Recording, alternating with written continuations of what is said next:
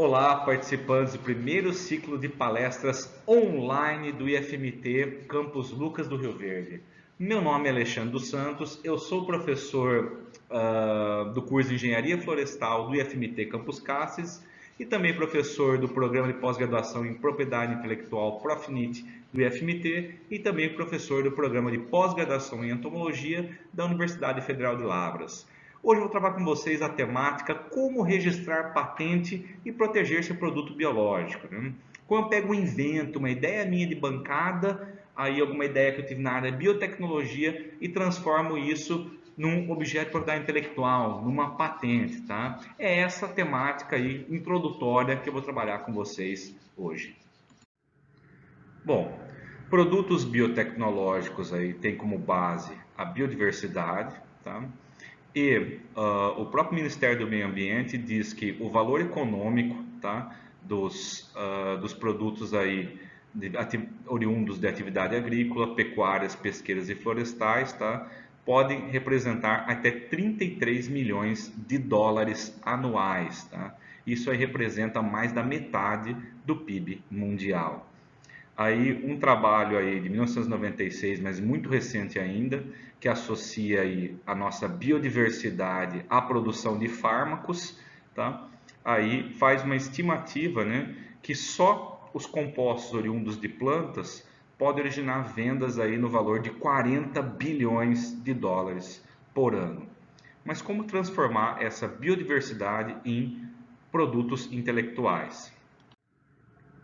Bom, temos a nossa lei que versa sobre isso, né? A nossa Lei de Propriedade Intelectual de 1996. Ela tem alguns artigos que restringem a questão de se utilizar a geração de patentes a partir de produtos biológicos.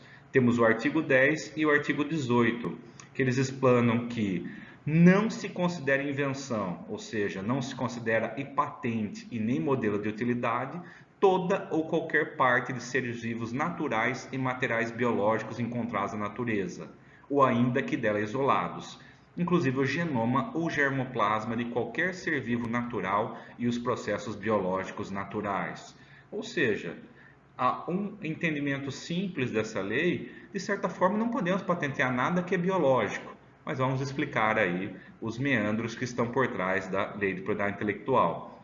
No artigo também 18, ele explica que não são patenteáveis todo ou parte dos seres vivos, exceto os micro-organismos transgênicos que atendam aos 3 requisitos de patentabilidade, novidade, atividade inventiva e aplicação industrial, previstos no artigo 8º e que não seja mera descoberta. Então você tem artigos que explicam que os seres vivos, de certa forma, não podem ser patenteáveis, mas o tempo se abre alguma exceção a partir do momento que existe algum processo por trás, algum processo ou algum produto que é relacionado a um ser vivo. Bom, essa aqui é uma busca feita para ilustrar para vocês. Essa é a plataforma Orbit, talvez a maior plataforma aí mundial, que é um grande repositório de patentes aí, desenvolvidas ao longo de todo o globo, tá? E uma busca feita recentemente aí, ela apontou para mais de 208 mil patentes que contém em seu título a palavra bio. Ou seja, de alguma forma, essas patentes são derivadas de algum organismo vivo. Inclusive, essa patente aqui, estou mostrando, ela foi depositada na China e ela é o quê? Ela explica um modelo de pilha, uma célula, na qual se utilizam organismos vivos para a sua produção. Então, existe uma maneira pela qual os seres vivos podem ser patenteados. Bom, no Brasil temos vários órgãos internacionais que regulamentam esses depósitos de patentes, mas dentro de um escopo aí mais relacionado à nossa realidade no país, nós temos o INPI, que é o Instituto Nacional da Propriedade Industrial. É um órgão de governo que cuida dos depósitos de patente, que ela emite a chamada carta patente. O que é a carta patente? A carta patente é um documento no qual o invento, que pode ser um produto ou um processo, tem a exclusividade de exploração econômica por um período de 20 anos. E esses produtos podem ser compostos químicos, composições, equipamentos e dispositivos.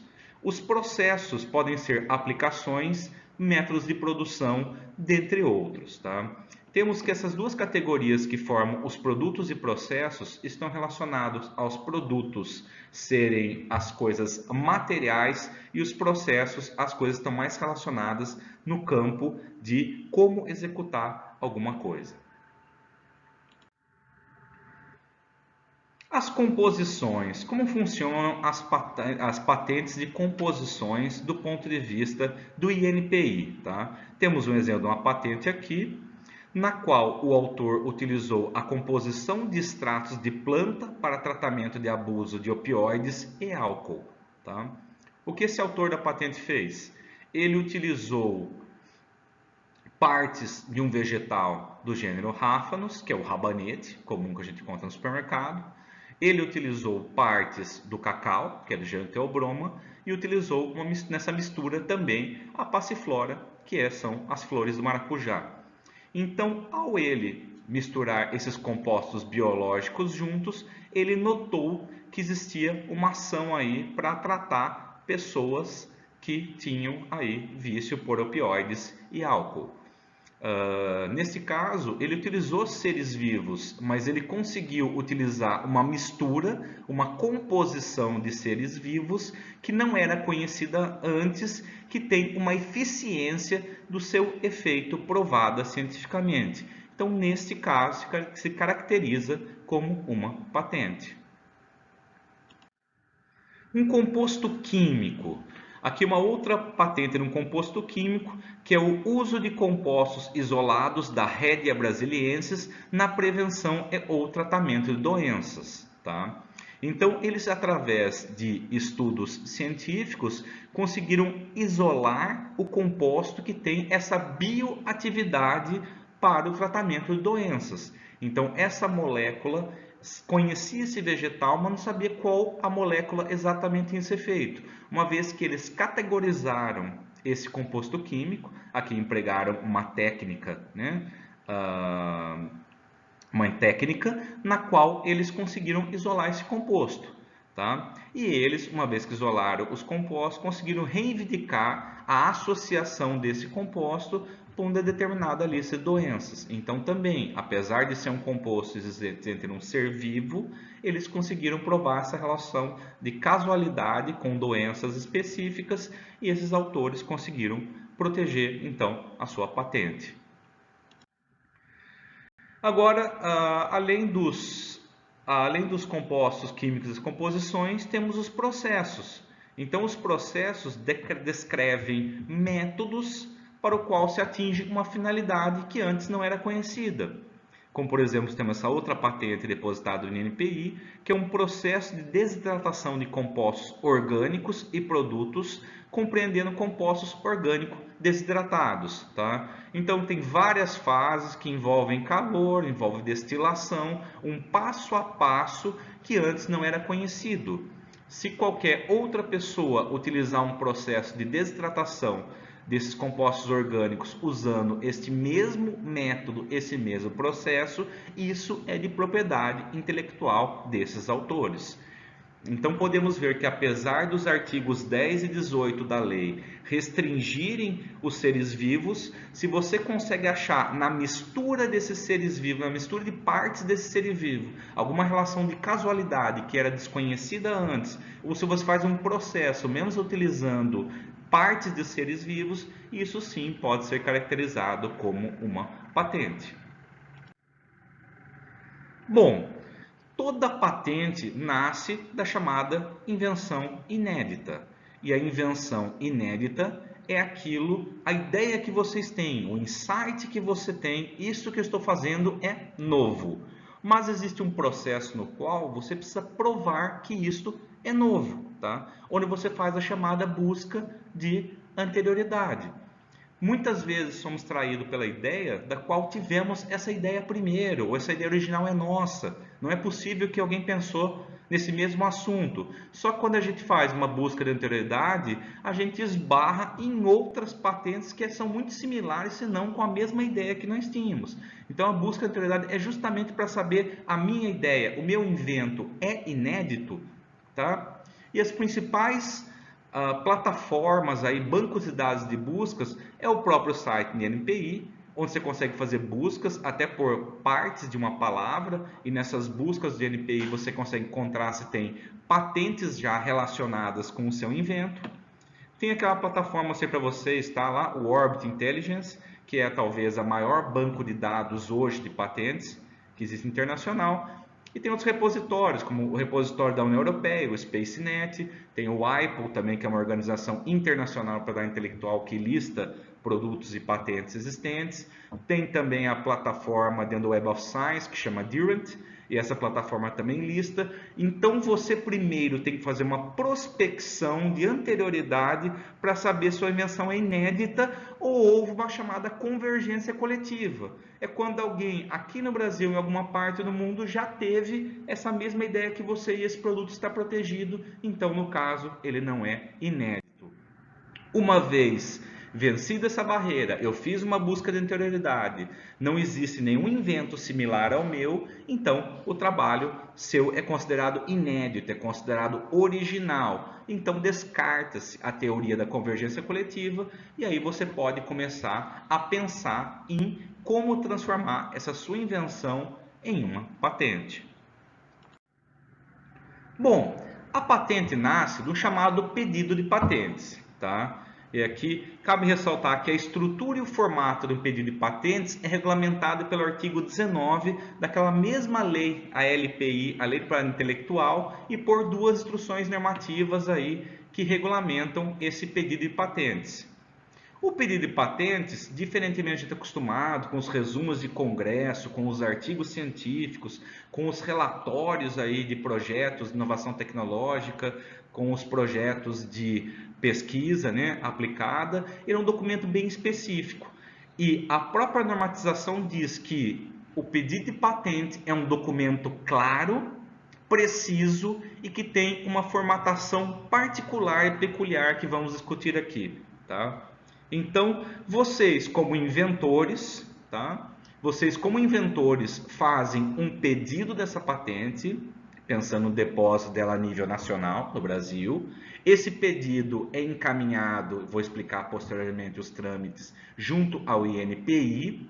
No INPI, eles vão fazer a mesma coisa que para vocês. Eles também vão fazer uma busca de anterioridade para ver se aquele pedido de vocês é uma ideia que já exista depositada no país ou em algum outro país do mundo.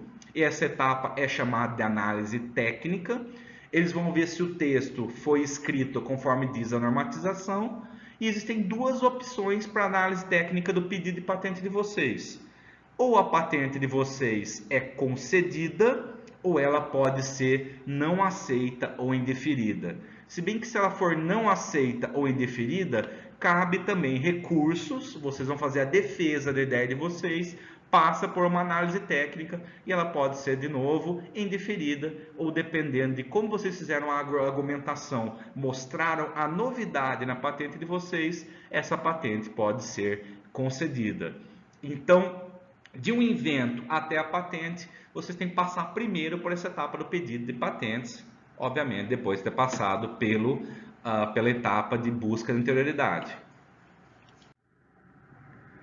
Bom, como que é uma estrutura de uma patente? Falei para vocês que a patente é um documento claro, conciso, e ele tem algumas particularidades, tá? Então, ele é estruturado como? Ele primeiro começa com um chamado relatório descritivo, depois ele tem uma parte nele chamado reivindicações, depois ele tem uma parte chamado resumo e opcionalmente ele pode ter uma listagem de sequências ou pode ter desenho. Então um pedido só pode ser submetido ao INPI quando ele contém essa estrutura, no mínimo, constituída por relatório descritivo, reivindicações e resumos. E vamos discutir aí de uma maneira breve o que seriam cada uma dessas partes. Primeiro é o relatório descritivo, tá? O relatório descritivo é onde você vai listar de uma maneira lógica. Podemos ver que uma patente ela é toda separada em parágrafos que são numerados. Então, isso é uma característica também da construção do processo do pedido de patentes. E nesses parágrafos, vocês vão contar uma espécie de uma história sobre o invento de vocês. Eu descobri uma nova enzima para a geração de etanol de segunda geração. Então, vocês fizeram um projeto de pesquisa, aí vocês vão contar toda uma história. Então, a partir de isolados, de organismos vivos, separaram-se enzimas, essas enzimas foram purificadas, a molécula foi caracterizada, e cada vez que eu colocava isso no bagaço de cana, no mosto, eu tinha uma produção de álcool acima daquela produção de álcool do processo fermentativo. Então, você prova que você está quebrando, né, produzindo álcool de outras estruturas que não para o processo fermentativo. Então, toda essa história é contada no relatório descritivo, inclusive a busca da anterioridade também tem que estar no relatório descritivo.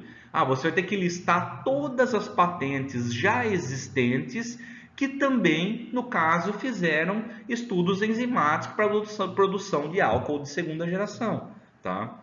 Esse relatório descritivo tem que tamanho? Depende, pode ser que com 4 páginas você consiga descrever todo o seu invento. Alguns têm centenas de páginas, tá? É um documento aí que não existe uma regra de formatação no tamanho dele, mas ele tem que ter um conteúdo que conte justamente essa história. De como nasceu, como você provou a eficiência técnica do seu invento e quais outros grupos, né, ou pesquisadores também realizaram inventos semelhantes ao seu. Então, isso caracteriza o que a gente chama de relatório descritivo. Reivindicações. Reivindicações é o coração da patente. É aquilo que, após a exposição do seu relatório descritivo, a reivindicação é aquilo que você reivindica aquilo que é ideia sua. Aquilo que você construiu, o conhecimento que você construiu a partir do seu invento, que só você vai poder usar por um período de 20 anos. Então, eu tenho uma enzima A, eu isolei uma enzima A, essa enzima é eficiente na produção de álcool de segunda geração. Então, você vai descrever essa enzima, quando utilizada na formulação química, assim, assado, ela só pode ser utilizada pela pessoa detentora da patente. Então, quem tem o direito da exploração industrial dessa enzima é vocês. Então, tudo que são as novidades do invento de vocês tem que estar em reivindicações. E se vocês deixarem passar reivindicações, outras pessoas podem se apropriar da parte da ideia de vocês, patentear outros processos não cobertos nas reivindicações. Então, as reivindicações, geralmente, elas são as mais abrangentes possíveis, quando você está redigindo uma patente. O meu teste mostrou que a minha enzima funciona quando eu coloco 1 kg por litro. Tá? Só que não vai colocar na patente 1 kg por litro. Se você não conseguiu testar tudo, se ela funciona com metade dessa dose, então você vai colocar com doses extremamente pequenas, tá? De 0,1 kg até 200 kg. Então você faz uma amplitude bem alta para que você não deixe pontas soltas para alguma pessoa se apropriar com uma outra patente de parte da sua patente. Então, esse é chamado coração da patente. Então, reivindicações estão uma listagem de coisas que só vocês vão poder explorar comercialmente a partir do seu invento. A terceira parte obrigatória é um resumo. Então, basicamente, um resumo é como um resumo de congresso. Ele pega o seu relatório descritivo e ele tem, na verdade, a ideia de contar de uma maneira resumida tudo aquilo que está no seu relatório descritivo. Então, ele tem uma introdução, uma problemática. Nessa problemática você fala por que você está utilizando, por que você está reivindicando isso, qual que é a novidade do seu processo. Então, basicamente, o resumo vai ser uma compilação das principais ideias, né, os highlights que estão presentes no relatório descritivo de vocês. Então, essas 3 partes, o relatório descritivo, o resumo e as reivindicações formam aí a parte obrigatória que tem que ter uma patente. Obviamente, tem muito mais coisas para falar sobre isso, tem toda uma forma técnica de formatar as frases, você não pode cometer digressões, você não pode fazer suposições, ter um conjunto de verbos adequados a serem utilizados na redação de uma patente, mas só isso por si só já caberia num curso separado. Então tem que se trabalhar dentro de matemática de redação de patentes. Mas basicamente isso é para dar uma ideia, começar a enxergar como um invento biotecnológico meu pode virar uma patente e quais os passos que eu tenho que fazer para transformar isso em patente. Então essa ideia é mais para motivar vocês a transformarem ideias, a transformarem inventos em patentes ou produtos ou método. E as duas partes aqui que são se aplicáveis, são acessórias, podem ou não conter na patente, é a lista de sequências. Quando você lista sequência de coisas de uma maneira lógica ou sequência do que vai aparecer num desenho, tá? Então isso aqui às vezes é usual quando você quer botar uma tabela, tá? Para explicar um passo a passo, tá? Mas elas no caso são opcionais, só se aplicarem, tá? Algumas pessoas às vezes colocam isso nas suas patentes e na própria análise técnica do MP pedem para tirar, que não acha relevante, tá? E desenhos, tá? Então tem um desenho às vezes que descreve um processo. Eu pego esse material, ele vai ser destilado, macerado, vai ficar por 30 minutos, passar por uma peneira de tantos meshes, depois ele vai entrar numa segunda etapa, tá? Então, se caber um desenho para explicar também, vocês colocam para ilustrar a patente de vocês, tá? É muito mais comum uma molécula química colocar um desenho para descrever, né, a forma química dessa molécula, tá? Mas também uma questão é importante mostrar isso, é relevante eu mostrar isso. Vocês podem colocar e na análise técnica o INPI julgar que um desenho não é relevante para a patente de vocês, ou vocês podem colocar o INPI e pedir, não, um desenho vai esclarecer melhor o invento de vocês, tá? Então, essas 5 pontos formam a estrutura de uma patente, com esse conjunto de documentos, aí sim vocês podem iniciar o processo de um pedido de patente. Então temos aqui, novamente sendo mostrado, a sequência de documentos, depois de preparado, formatados, parágrafos separados por algarismos arábicos, toda essa formatação, isso é o pedido. Mas o que eu faço com esse pedido? Estou eu com o meu orientador ali, o que a gente faz? A gente começou a redigir uma patente, fez um curso de redação de patentes, fizemos. Qual que é o próximo passo? Eu como estudante, eu como docente, eu posso ir lá, vou no INPI e depositar uma patente? Não, tá? Vocês não podem diretamente, uma vez que boa parte da propriedade intelectual que fazemos através de projetos de pesquisa aplicada, através de pesquisa de inovação, quem detém, quem é o titular dessa patente é o Instituto Federal do Mato Grosso, tá? Nós somos apenas autores dessa patente, tá? Então, quem vai fazer o depósito é o titular. E quem é o titular nesse caso que vai responder legalmente por esse documento é o IFMT. E quem faz a interface entre nós, pesquisadores, e o INPI vai ser a Agência de Inovação Tecnológica IFMT, que é um escritório que existe na reitoria que ele é especializado em fazer esses trâmites, cuidar da condução das patentes, que envolve várias questões burocráticas e legais, tá? Tem várias sequências, um fluxograma para se realizar esse depósito de patentes, tá? Não vem o caso de a gente discutir cada item de maneira pormenorizada, mas para aqueles que estão pensando, vou transformar a minha ideia, meu invento em uma patente. A gente sabe que a gente tem uma agência para amparar a gente para fazer essa interface entre a nossa ideia, o nosso pedido de patente e o INPI. Recentemente, agora no mês de abril de 2020, tá, foi produzido aí pela Agência de Inovação Tecnológica um manual de procedimentos, um manual de procedimento de processo, depósito, patente, registro de marca, programa de computador e desenho industrial, tá? Quem tiver interesse, marca esse nome, tá? E vai lá que esse manual ensina o passo a passo, dá dicas sobre a patente, tá? Então a gente tem um documento para nos ajudar nesse processo, tá? Então consulte o documento e quem faz essa interface entre nós pesquisadores, nós estudantes, nós docentes e o INPI vai ser então a Agência de Inovação Tecnológica.